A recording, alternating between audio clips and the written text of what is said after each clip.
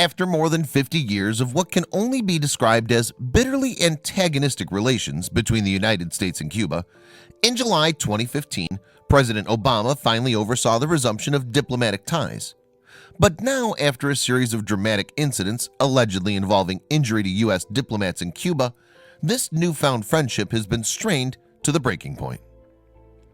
Cuba's stormy relationship with the United States dates back to 1959, when forces led by Fidel Castro took the country's capital, forcing the dictator Fulgencio Batista to flee into exile in Portugal. In fact, at first the United States favored the Castro-led revolution. It was believed that this might herald a new era of democracy in Latin America. However, the honeymoon was to prove short-lived. Castro legitimized the Communist Party in Cuba.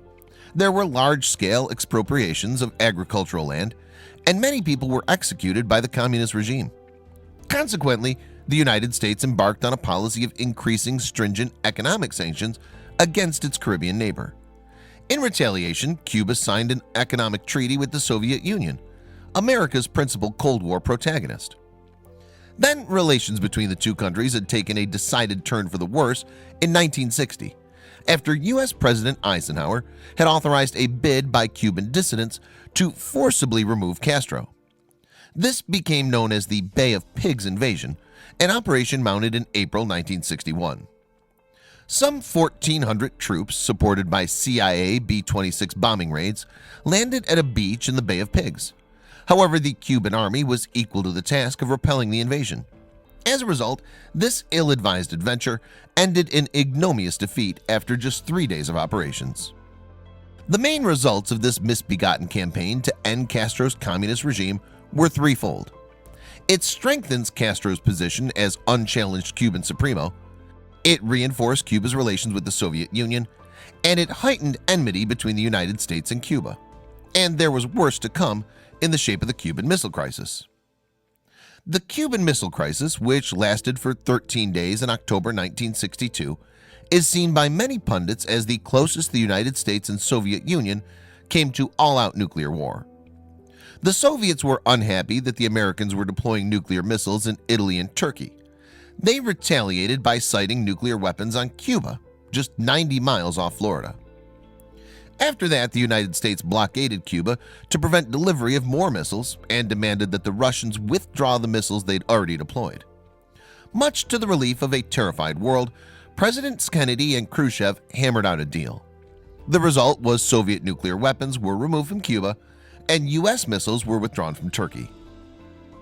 So, relations between Cuba and the United States can only be described as terrible during the 1960s. And they were to continue at the same hostile level for decades to come. Meanwhile, on the Cuban side, Castro continued as communist dictator right up until 2008 when he retired as president. At the same time, U.S. presidents subject to periodic elections, not to mention term limitations, came and went.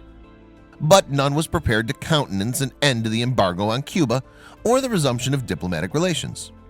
Then came the 2008 election of the 44th U.S. president, Barack Obama. In 2014, Obama moved to end the impasse with Cuba. Diplomatic relations were re-established and the U.S. Embassy in Havana was reopened, as was the Cuban Embassy in Washington. Both had been shuttered since 1961. Next, the United States relaxed trade restrictions and loosened restrictions on travel to Cuba by American citizens. In a final symbol of the rapprochement between the two countries, Obama traveled to Cuba in March 2016, the first U.S. president to do so since 1928. There, he met the second President Castro, Raul. Raul Castro had succeeded his brother Fidel as Cuban leader in 2008. All of this seemed like a rosy dawn to a newly normalized and friendly relationship between the United States and Cuba, with the Cold War conflict definitively consigned to history. But then something strange started to happen, not long after Obama's Cuban visit. It was in late 2016 that some American staff at the U.S. Embassy in Cuba began to report that they were suffering some peculiar and unsettling symptoms. These mystery ailments included loss of hearing, difficulties with speech and recalling words, and an inability to concentrate properly. Now there was talk of unpleasantly discordant noises experienced by those suffering from symptoms. Furthermore, one diplomat said that he'd heard such noises in his hotel bedroom in Havana. Weirdly, it turned out when he'd changed position within the room, the noises disappeared, only to reappear when he moved back to his original position. Speaking to The Guardian, Fulton Armstrong, an ex-CIA man who had operated in Havana before the U.S. Embassy reopened for business, said, "None of this has a reasonable explanation.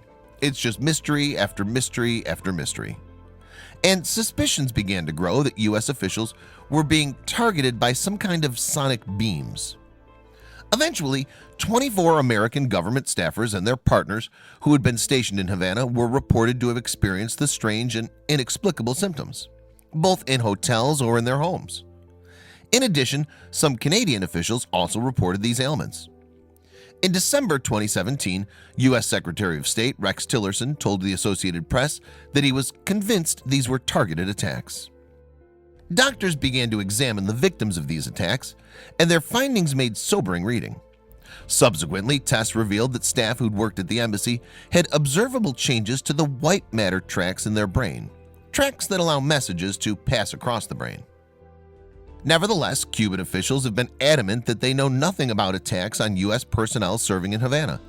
For this reason, Cuba's Foreign Minister Bruno Rodriguez Perea told CNN, there's no evidence whatsoever of the occurrence of the alleged incidents or the cause or origin of these ailments reported by U.S. diplomats. Be that as it may, the United States pulled more than half of its diplomats from the embassy in Havana in September.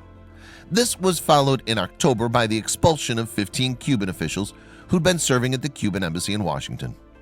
The United States announced tighter sanctions against Cuba in November. Could this lead to a return of Cold War levels of hostility? Only time will tell.